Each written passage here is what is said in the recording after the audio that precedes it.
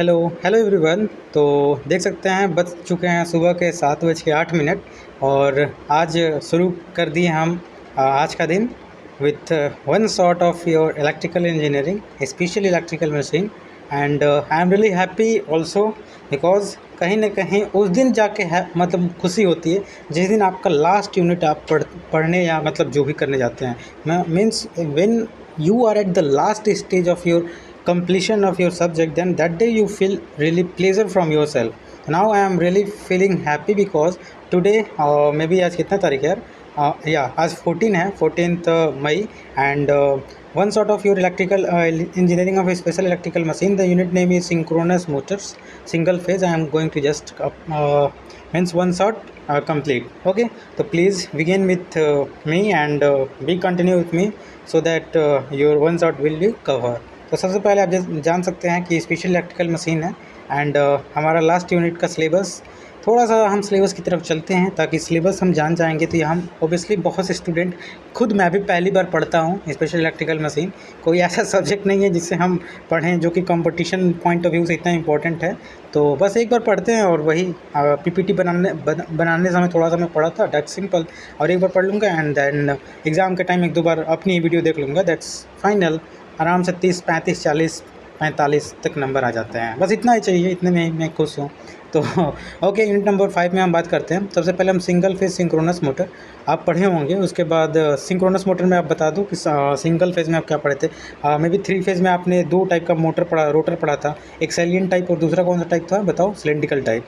तो ये सब जो चीज़ें हैं ना, देखो ये सब जो चीज़ें जब भी आती हैं जो रोटर मोटर जनरेटर, तो अपने आप से जब भी आप फ्री बैठो तो मतलब ये सब सोचो कि हमने मोटर कितने टाइप के पढ़ा था, मतलब सैलिएंट पढ़ा था, सैलिएंट का क्या फ़ीचर था, और सिलिंड्रिकल पढ़ा था क्या फ़ीचर था, तब जाके कहीं छोटे लेवल या बड़े लेवल के एग्ज़ाम आप मतलब आसानी से इलेक्ट्रिकल इंजीनियरिंग में निकाल सकते हैं। अदरवाइज सिलेबस बहुत ही ब्रॉड होता है। एनीवे हम चलते हैं जो हमें पढ़ना है। तो आगे हम बात करते हैं operation principle and characteristic of reluctance hysteresis motor. देखो सबसे मुझे अच्छा लगा अभी जब मैं डिप्लोमा में पढ़ा और अभी भी पढ़ रहा हूँ, रिलक्टेंस हमारे लिए हानिकारक मीन्स हार्मफुल था। हिस्टैरिसीस जो था हमारे लिए क्या था, जब भी किसी भी मटेरियल में हिस्टैरिसीस या रिलक्टेंस ज़्यादा हो तो वो लॉसेज होता था, लेकिन इसी लॉस को ऐसे हमने मॉडिफाई किया और ऐसा कर दिया कि इसी लॉसेस का यूज करके हमने मोटर बना दिया। सोचो कितना हम आगे डेवलप कर गए। इसीलिए आज हम ब्रशलेस डीसी मोटर जो आज जैसे वन से जो 65 वाट का हमारा मतलब फ़ैन आता था उसको हमने 15 वाट में कन्वर्ट कर दिया। तो या ऑब्वियसली जो साइज़ हमारा बहुत बड़ा बड़ा था उस साइज़ को हमने छोटा किया। मतलब ऑब्वियसली एक हर एक इंजीनियर्स का सबसे मेन मोटिव होता है कि जो भी साइज़ ऑफ डिवाइस होता है उसको कम्पैक्ट बनाना। तो नाउ आगे उसके बाद हम single phase commutator motor construction principle and operation characteristic of universal motor हम पढ़ने वाले हैं। चलिए इस वीडियो को स्टार्ट करते हैं। ये वीडियो का लेंथ ज़्यादा नहीं होने वाला है क्योंकि बहुत ही छोटा पीपीटी मतलब बहुत ही छोटा यूनिट है। तो चलिए हम स्टार्ट करते हैं। सबसे पहले हम construction and principle of reluctance motor पढ़ेंगे। इससे पहले आपने स्विच रिलक्टेंस मोटर पढ़ा था, इसमें हम रिलक्टेंस मोटर पढ़ते हैं। सबसे पहला जो कंस्ट्रक्शन हम सिंगल फेज पढ़ रहे हैं। Single phase reluctance motor is basically the same as मतलब जो इंडक्शन मोटर होता है, सिंगल फेज जो इंडक्शन मोटर होता है उसके जैसा सेम होता है। The stator as main winding, stator पे मेन वाइंडिंग होता है, and auxiliary winding also. Auxiliary winding को आप जानते हैं स्टार्टिंग वाइंडिंग हम कहते हैं। सिंगल फेज आप पढ़े होंगे, सिंगल फेज में हमें मेन वाइंडिंग और एक्सिलरी वाइंडिंग हमें मतलब नीड होती है। अब मेन वाइंडिंग एक्सिलरी वाइंडिंग क्यों होता है, if I am going to tell then the video length is about increase, but no way मैं बता दे रहा हूँ क्योंकि बहुत ही छोटा यूनिट है। मेन वाइंडिंग और एक्सिलरी वाइंडिंग इसलिए होता है कि सिंगल फेज में आप जानते हैं इसमें मतलब अगर हम मेन और एक्सिलरी वाइंडिंग नहीं लेंगे तो इसमें जो रोटर जो होगा वो डेवलप नहीं हो पाएगा। क्योंकि देखो सिंगल फेज रहेगा बहुत ही छोटी मतलब टाइम में मैं आपको बता दे रहा हूँ। सिंगल फेज में आप जानते हो अगर सिंगल फेज एसी लोगे तो एक पॉजिटिव साइकिल एक निगेटिव साइकिल आएगा, और जब आप ईएमएफ बनाना चाहोगे रोटर में तो ये मतलब क्या करेगा, एक जो होगा जैसे रोटर में क्या होगा, एक जो है क्लॉकवाइज रोटेशन होगा एक एंटी क्लॉक, तो दोनों का अल्टर कर देगा और हमारा नीट जो टॉर्क होगा वो जीरो हो जाएगा। तो इसी को मतलब इम्प्रूव करने के लिए हम सभी जो हमारा सिंगल फेज मोटर जनरेटर होता है उसमें कैपेसिटर यूज करते हैं ताकि फेज डिफरेंस हो तो हमारा रोटर जो एक बार रोटेट कर गया देन वो रोटेट करने लगेगा। सेंट्रीफ्यूगल फोर्स क्या स्टार्टर मतलब स्टार्टिंग मेथड 5 तरीका होता है, परमानेंट कैपेसिटर, ये सब सिंगल फेज में आप पढ़े होंगे। नाउ आगे हम बात करते हैं जो इन जनरली जो stator of 14 reluctance motor is similar to that of 14 induction motor. ये 14 क्या है, सिंगल फेज होगा, sorry single phase reluctance motor होगा। मतलब जब आप पीपीटी हम बनाते हैं ना तो कुछ कुछ वर्ड्स जो होता है वो डिफरेंट हो जाता है। Anyway, the rotor of reactance motor is basically squirrel cage. Squirrel cage क्या होता है, स्लिप रिंग क्या होता है, एवरीथिंग इज को रिलेटेड। तो जितना आप ज़्यादा इंटरेस्ट लोगे ना मशीन में, बहुत ही ईजी, मतलब सबसे अच्छा मुझे अभी तक अगर बेसिकली आपको बताऊं इंजीनियरिंग में मुझे कौन सा सब्जेक्ट अच्छा लगा, तो सबसे पहले इंजीनियरिंग की हम बात करें तो मशीन सबसे अच्छा मुझे लगता है। ट्रांसफार्मर जनरेटर जब पढ़ना रहता है क्योंकि वो मुझे मतलब बिल्कुल दिखता है, क्योंकि आप वाइंडिंग जो भी पढ़ रहे हो आप जाके लैब में खोल सकते हो, देख सकते हो कैसे वर्क कर रहा है, कैसे म्यूचुअल इंडक्शन, ये वो सब कुछ आप देख सकते हो। Everything you can test in electrical engineering. जो आप पढ़ते हो उसको बहुत ही मतलब आसानी से टेस्ट कर सकते हो। आगे हम बात करते हैं the teeth have been remove 4 location. देखिए 4 location and the full salient pole structure हम बनाएंगे।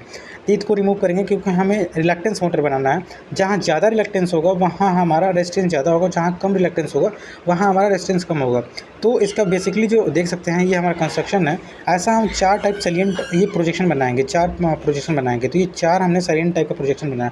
और मान के चलो जब रोटर में बाहर ये हमारा स्टेटर हो गया, ये रोटर हो गया, तो जब हम इसको सिंगल फेज सप्लाई देंगे तो इसमें ईएमएफ जनरेट होगा। और ईएमएफ जनरेट होगा तो हमारा जो रोटर है, रोटर की एक टेंडेंसी होती है या कोई भी चीज़ की टेंडेंसी होती है कि वो ज़्यादा रेजिस्टेंस की जो एरिया है उसको कम रेजिस्टेंस की एरिया, जैसे आप जानते हो इलेक्ट्रिक करंट कहाँ फ्लो करती है, high resistance to low resistance path follow करती है। तो same as it is in magnetic field also, कोई भी मटेरियल उस मतलब फील्ड में रहना चाहेगी जहाँ रिलक्टेंस कम हो। तो सेम वे यहाँ पे हमारा हाई रिलक्टेंस हो जाएगा, यहाँ पे सॉरी यहाँ पे कम रिलक्टेंस होगा और यहाँ पे ज़्यादा होगा, क्योंकि यहाँ पे एयर गैप ज़्यादा है।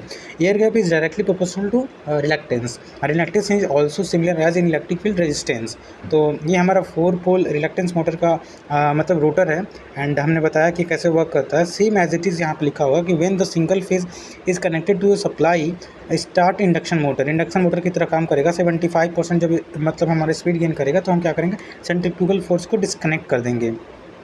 When the speed is closest to synchronous speed, the reluctance torque is produced and tendency of its minimum reluctance। हमने बोला ना सबसे इंपॉर्टेंट कि मिनिमम रिलक्टेंस पाथ हमारा जो रोटर होगा वो पास करना चाहेगा, minimum reluctance path with the respect of synchronous motor के स्पीड से हमारा रोटेट करना लगेगा। And then last point is the rotor pull into synchronism for the happen effectively the load inertia must be within the limit। मतलब हमारा जो motor है इस पर जो मतलब लोड है उसको एक लिमिट में रखेंगे ताकि हमारा जो सिंक्रोनस रिलक्टेंस मतलब टॉर्क है वो बहुत आसानी से अचीव हो सके। इट्स ऑल अबाउट हमारा मतलब सिंक्रोनस जो रिलक्टेंस मोटर था उसके बारे में हमने पढ़ा। उसके बाद कंस्ट्रक्शन एंड हम कंस्ट्रक्शन एंड वर्किंग। तो सबसे पहले हम कैरेक्टरिस्टिक देखते हैं। जब टॉर्क और स्पीड के बीच में हम कैरेक्टरिस्टिक ड्रा करेंगे तो स्टार्टिंग में मेन वाइंडिंग का जो आपका ग्राफ बनेगा ऐसा बनेगा जैसे जैसे हम रेजिस्टेंस जैसे देखो यहाँ पे हम जैसे main winding plus axillary winding, जब यहाँ पे केवल मेन वाइंडिंग है तो हमारा ग्राफ ऐसा आएगा। लेकिन आप जानते होंगे कि जब टॉर्क और स्पीड के बीच में हम मशीन 2 में ड्रा करते थे ग्राफ, तो जैसे जैसे हम रेजिस्टेंस की वैल्यू बढ़ाते थे जो हमारा स्टार्टिंग टॉर्क था वो बढ़ रहा था। ठीक है, तो ये हमारा स्टार्टिंग टॉर्क बढ़ गया। पहले केवल मतलब कम हमारा रेजिस्टेंस था क्योंकि यहाँ पे केवल और केवल मेन वाइंडिंग का रेजिस्टेंस था। लेकिन यहाँ पे एक्सिलरी वाइंडिंग का भी हमारा चलिए फ़ोन को डिस्कनेक्ट करते हैं। लेकिन क्योंकि because what I am doing it's really important for me, I will call just having this completion of my means video. Well so यहाँ पे देख सकते हो रेजिस्टेंस जो है बहुत हाई हो जाएगा। सो दैट्स जो हमारा टॉर्क है यहाँ पे ज़्यादा होगा। एंड फाइनली जब 75% जब 75% स्पीड गेन कर लेगा हमारा रिलक्टेंस मोटर, तो हम जब मतलब जब हम रिमूव करेंगे तो हमारा जो पाथ जो होगा ये फॉलो कर लेगा और मतलब हमारा जो स्पीड और टॉर्क का पाथ है ये फॉलो हो जाएगा। तो ये हमारा पुलिंग टॉर्क हो गया, ये हमारा मेन वाइंडिंग, ये हमारा मेन प्लस एक्सिलरी वाइंडिंग, ये हमारा स्विचिंग स्पीड हो गया और ये हमारा ऑपरेटिंग रेंज हो गया। ऑपरेटिंग रेंज मतलब इसी रेंज में हमारा जो रिलक्टेंस मोटर है वो वर्क करेगा। तो आपने कैरेक्टरिस्टिक देखा। अब कुछ फीचर होते हैं जो हिस्टैरिसीस मोटर, अभी तक आपने रिलक्टेंस मोटर पढ़ा, अब हम हिस्टैरिसीस मोटर पढ़ेंगे। तो इसके कुछ हम फीचर्स पढ़ लेते हैं। जैसे it's operate on single phase supply, the stator rotating in magnetic field, rotate synchronous speed. ये हमारा सिंक्रोनस हिस्टैरिसीस मोटर होता है, ये सिंक्रोनस स्पीड से रोटेट करता है। इट डज नॉट रिक्वायर जो डीसी एक्साइटेशन, इसे कोई भी एक्साइटेशन की नीड नहीं होती है। और सबसे बड़ी बात, सबसे अच्छी बात कि इट्स अ सेल्फ स्टार्टिंग, ये हमारा सेल्फ स्टार्टिंग होता है। एंड देन अगेन हम नेक्स्ट पॉइंट की बात करें तो it has ability to pull into synchronism any load, मतलब किसी भी लोड पे हमारा जो हिस्टैरिसीस मोटर है वो सिंक्रोनिज्म को अचीव कर लेता है with its capacity to start and accelerate, right. Last point of your hysteresis motor का फीचर है the it outstanding special feature of hysteresis motor is production of nearly constant ripple free from torque during starting, मतलब इसमें कोई भी मतलब ripples नहीं आता है और बहुत ही स्मूथ रोटेशन होता है हमारा हिस्टैरिसीस मोटर का। मतलब इसकी डिसएडवांटेज ये है कि ये बहुत ही लो रेटिंग के लिए हम यूज करते हैं। तो सबसे पहले हम थोड़ा सा कंस्ट्रक्शन देख लेते हैं। स्टेटर एंड रोटर आता है हिस्टैरिसीस मोटर में। तो जो हमारा stator of hysteresis motor is basically requirement of produce starting magnetic field. Obviously stator का हम यूज ही करते हैं, स्टेटर को वाइंडिंग करते हैं ताकि वो क्या करे, प्रोड्यूस करे रोटेटिंग मैग्नेटिक फील्ड। दस द स्टेटर ऑफ मोटर मतलब कैन बी आइदर मतलब सप्लाई ऑफ 30, मतलब जो भी ये सप्लाई हम दे देंगे ये मालूम नहीं 34 नहीं होगा, एक बार मुझे चेक करना पड़ेगा। फॉर मतलब यहाँ पर लिखा है कि stator winding of the permanent split, जो मतलब कैपेसिटर होता है ना, स्प्लिट फेस कैपेसिटर, उसके तरफ या साइडेड जो पोल होता है उसके तरफ, मतलब ये वेरी स्मॉल साइज़ में यूज करते हैं। उसके बाद हम रोटर की बात करें तो rotor of hysteresis motor it's consist of aluminium, जो एलुमिनियम या सम नॉन मेटालिक मटेरियल का ये बना होता है। ये बहुत इंपॉर्टेंट है, जब आप रोटर के बारे में लिखेंगे तो रोटर किस मटेरियल से बना है आप जरूर लिखिएगा। एलुमिनियम और some other non magnetic material से बना होता है हमारा रोटर। उसके बाद हम देखेंगे the outer layer has the number of thin ring of laminated core. Rotor में लैमिनेशन क्यों करते हैं, क्योंकि हमें ईडी करंट से बचना होता है। And in small motor solid ring be use, मतलब हम इसमें सॉलिड रिंग यूज करते हैं। Just the rotor of hysteresis motor is smooth cylindrical and does not carry any winding at rotor, मतलब इसका रोटर में कोई वाइंडिंग नहीं होता है। जो जो चीज़ हमने बोला कि एलुमिनियम नॉन मैग्नेटिक मटेरियल का बना होता है, लेमिनेशन हम करते हैं एंड वाइंडिंग जो होता है इसमें कोई भी मतलब हम वाइंडिंग नहीं करते हैं रोटर बेस में। ये बहुत ही स्मूथ इसका फंक्शन एंड रोटेशन होता है। इट्स ऑल अबाउट रोटेशन, मतलब rotor of our hysteresis motor. अब कंस्ट्रक्शन देखेंगे तो सबसे पहले ये देख सकते हो कंस्ट्रक्शन, ये हमारा साफ्ट हो गया और इसमें नॉन मैग्नेटिक मटेरियल का हम यूज़ करेंगे, नॉन मैग्नेटिक मटेरियल। उसके बाद ये जो स्पेशल मटेरियल होता है हिस्टैरिसीस रिंग, उससे हम बनाते हैं। जो outer layer of our rotor बनता है वो special magnetic material hysteresis ring का बनता है। और हमारा आप जानते हो कि ये BH कर्व है, हमारा BH कर्व, यहाँ पर सैचुरेशन होता है, यहाँ पर रिटेंटिविटी होता है और यहाँ पर कॉन्स्टिविटी होता है। जितना सॉफ्ट मटेरियल लेंगे उतना ही अच्छा हमारा मतलब ये रोटर का फंक्शन होगा, क्योंकि उसका स्मूथ फंक्शन होता है हमारा जो सॉफ्ट मटेरियल होता है। उसके बाद ऑपरेटिंग हम देख लेते हैं कि ऑपरेशन कैसा होता है हमारा हिस्टैरिसीस मोटर का। तो यहाँ पर लिखा है कि operation of hysteresis motor when the 3 phase होता है, 30 नहीं है, 3 फेज सप्लाई और single phase supply is applied to stator, rotating magnetic field is produce. बहुत ही आसानी से जानते होंगे जब भी हम सिंगल फेज या 3 फेज सप्लाई देते हैं स्टेटर को तो रोटेटिंग मैग्नेटिक फील्ड क्रिएट होता है।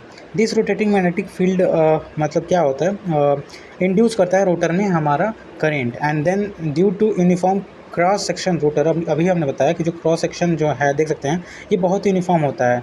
और जो हमारा स्टेटर पोल होता है द इंड्यूस द फ्लक्स, उसमें मतलब स्टेटर में जो हमारा रोटेटिंग मैग्नेटिक फील्ड क्रिएट हुआ है उससे हमारा रोटर में भी क्या होगा, इंड्यूस होगा because of hysteresis loss in the rotor.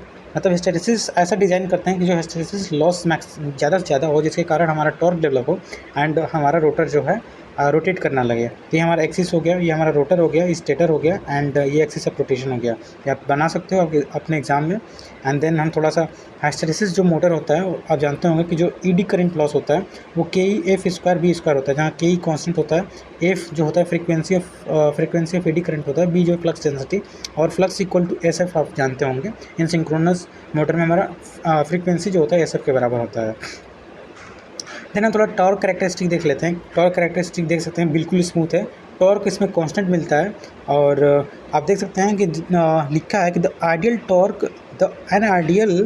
Torque speed curve of hysteresis motor, हमने ये देखा है कि एंड मतलब ये कर्व होता है the torque speed characteristic practical of hysteresis motor ये कर्व 2 देखो, जो हमारा प्रैक्टिकल जो है ना कर्व 1, प्रैक्टिकल अगर हम सोचते हैं कि देखते हैं तो हमारा ये प्रैक्टिकल है, प्रैक्टिकल हिस्टैरिसीस मोटर का कर्व ऐसा है, लेकिन जब एक्सपेरिमेंटली देखते हैं तो ये थोड़ा सा ऐसा आ जाता है, कर्व हो जाता है। एक्सपेरिमेंटली है और ये मतलब तब भी एट द एंड हम कह सकते हैं कि जो हिस्टैरिसीस मोटर होता है उसका टॉर्क जो होता है ना बहुत ही कॉन्स्टेंट, बहुत ही स्मूथ, इसीलिए इसका यूज होता है हम वॉचेज़ में करते हैं। जो वॉचेज़ होती हैं जहाँ बहुत ही साउंड सॉफ्ट रिकॉर्ड करना होता है, टैप रिकॉर्डर में इसका यूज करते हैं ताकि इसका जो रोटेशन होता है बहुत ही स्मूथ होता है। एप्लीकेशन देख लीजिए जो हमने बताया, इलेक्ट्रिक क्लॉक में यूज़ करते हैं, साउंड रिकॉर्डर में यूज़ करते हैं, टैप रिकॉर्डर में यूज़ करते हैं और इन रिकॉर्ड प्लेयर। तो जहाँ भी स्मूथ रोटेशन, बहुत ही फाइन रोटेशन की हमें ज़रूरत होती है, मतलब आवाज़ ये नॉइजलेस होता है क्योंकि इसमें रोटर में कोई वाइंडिंग नहीं होता है और ये ब्रशलेस भी होता है, इसलिए हम हिस्टैरिसीस मोटर जो होता है इसका डिसएडवांटेज एक ही है कि बहुत ही लो रेटिंग का होता है। इसको केवल टॉय और मतलब बहुत ही ज़्यादा लेवल पे हम यूज नहीं कर सकते हैं। नाउ हम last topic of this unit पढ़ेंगे यूनिवर्सल मोटर। तो आप यूनिवर्सल मोटर जो है बहुत ही बार पढ़ चुके होंगे। यूनिवर्सल मोटर जो होता है वो डीसी और एसी दोनों पे वर्क करता है। यूनिवर्सल मोटर में जो मतलब हमारा ये बिल्कुल जो होता है इसका जो फील्ड वाइंडिंग या जो इसका कंस्ट्रक्शन होता है बिल्कुल सीरीज़ जो डीसी सीरीज़ मोटर होता है उससे मिलता है। When the current flow in the winding produce electromagnetic field. आप जानते होंगे कि जब भी हम सिंगल फेज़ या 3 फेज़ सप्लाई देते हैं तो इलेक्ट्रोमैग्नेटिक जो फील्ड होता है वो डेवलप होता है स्टार्टर में, the same as it is मतलब आर्मेचर में हमारा इंड्यूस होता है। And when the current carrying conductor place in electromagnetic field it's experience force you know very well, and due to that either मतलब ऐसा इसका डिज़ाइन किया जाता है, आइदर यू गिव एसी या DC. Universal motor work on the same principle and that series motor works, जिसपे series motor work करता है। Now if I talk about the construction, तो सबसे पहले ये हमारा मतलब मैग्नेट है नॉर्थ पोल साउथ पोल, इसमें हमारा ये रोटर है, ये हमारा आर्मेचर वाइंडिंग हो गया, ये हमारा कम्यूटेटर हो गया, देख सकते हैं ये हमारा ब्रशेस हो गया, एंड ये हमारा डीसी या एसी सप्लाई देंगे। और इसका वर्किंग प्रिंसिपल हमने बताया कि same as it is DC motor पर वर्क करेगा। लास्टली हम ऑपरेशन ऑफ सम कैरेक्टरिस्टिक देख लेंगे। तो जब हम टॉर्क और स्पीड के बीच में कैरेक्टरिस्टिक देखेंगे तो अल्टरनेटिंग करंट के लिए हमारा कर्व ही आएगा, डायरेक्ट करंट के लिए ही आएगा। आप थोड़ा सा दिमाग लगा के मेरे को क्या बता सकते हो कि अल्टरनेटिंग जो हमारा करंट है इसका ग्राफ जो है डाउन क्यों आ रहा है, मतलब इसकी एफिशिएंसी डायरेक्ट करंट से कम क्यों है? डायरेक्ट करंट की एफिशिएंसी जो डीसी की एफिशिएंसी वो ज़्यादा आ रही है एज़ कम्पेयर टू एसी, ऐसा क्यों? देखो ऐसा इसलिए हो रहा है कि डीसी करंट में कांस्टेंट होता है, फ्रीक्वेंसी नहीं होता है, तो इसके कारण जो आपका फ्रीक्वेंसी नहीं होगा तो जो हमारा देखो बहुत ही ध्यान से ये एक कंसेप्ट होता है, जब फ्रीक्वेंसी जीरो होगा तो क्या है हिस्टैरिसीस लॉस, क्या ईडी करंट लॉस होगा? नहीं। तो इसी कारण जो हमारा डीसी होगा उसका एफिशिएंसी ज़्यादा होता है और जो अल्टरनेटिंग करंट होता है उसको जब हम अपने रोटर या जो भी मोटर में देंगे तो उसमें फ्रीक्वेंसी के कारण हिस्टैरिसीस और ईडी करंट होता है और बहुत से लॉसेज होते हैं, जिसके कारण जो अल्टरनेटिंग करंट का यूनिवर्सल मोटर का जो हम ग्राफ देख रहे हैं स्पीड और टॉर्क वो थोड़ा सा डाउन आता है as compare to DC motor. ठीक है, now as it is same हम आपको टाइप्स बता देते हैं। दो टाइप का होता है, नॉन कम्पनसेटेड एंड कम्पनसेटेड। तो ये आप डायग्राम दे सकते हो कि मेन वाइंडिंग जो होगा ये सीरीज़ में होगा आर्मेचर के, तो इसे हम कम्पनसेटेड बोलते हैं, एंड मतलब नॉन कम्पनसेटेड बोलते हैं, सॉरी।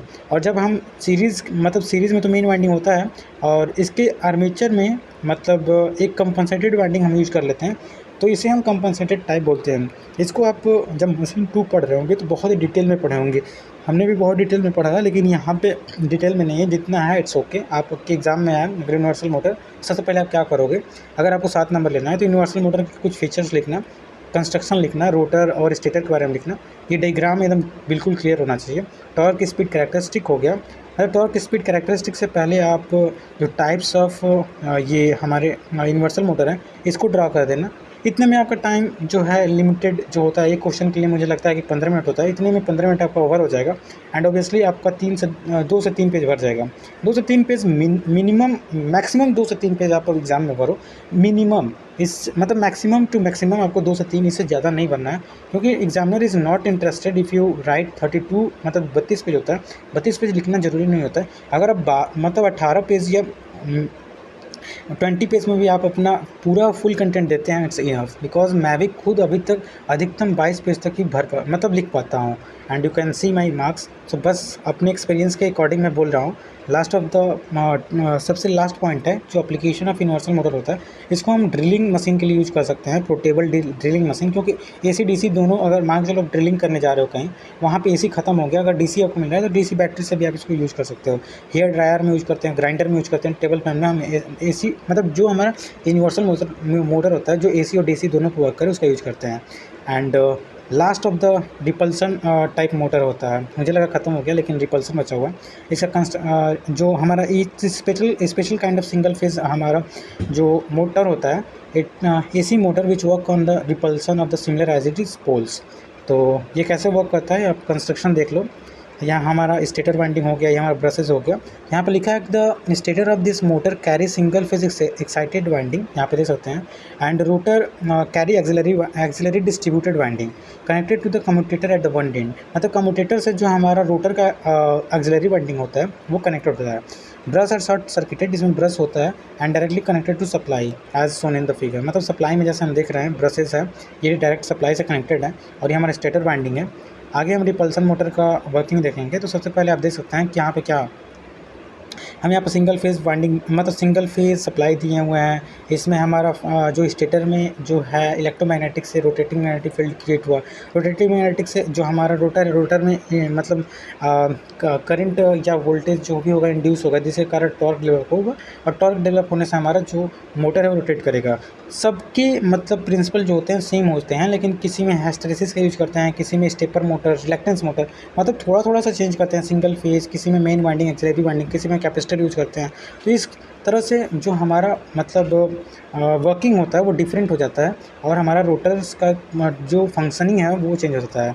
यहाँ पे वर्किंग क्या है, व्हेन द 90 डिग्री, जब हमारा अल्फ़ा या जो भी थीटा 90 डिग्री होगा, नो म्यूचुअल इंडक्टेंस। आप जानते होंगे कि जब हमारा मतलब साइन 90 होता है जो भी टार्क का इक्वेशन, तो उसमें 90 डिग्री अगर हो जाएगा तो 1 हो जाएगा, तो उसमें कोई म्यूचुअल जो होगा इंडक्टेंस नहीं होगा and consequently voltage across the brushes 0 हो जाएगा। तो रोटर को इंड्यूस होने के लिए जो आप एंगल जो होगा वो मतलब 90 नहीं होना चाहिए। तो यही सब लिखा हुआ है, आप एक बार पढ़ लेना। क्या बोलते हैं, ये उतना इंपॉर्टेंट नहीं है, आप एक बार पढ़ सकते हैं जो आपका रिपल्सन मोटर है। तो फाइनली इसका जो टॉर्क कैरेक्टरिस्टिक जो होता है वो सेम एज इट इज होता है।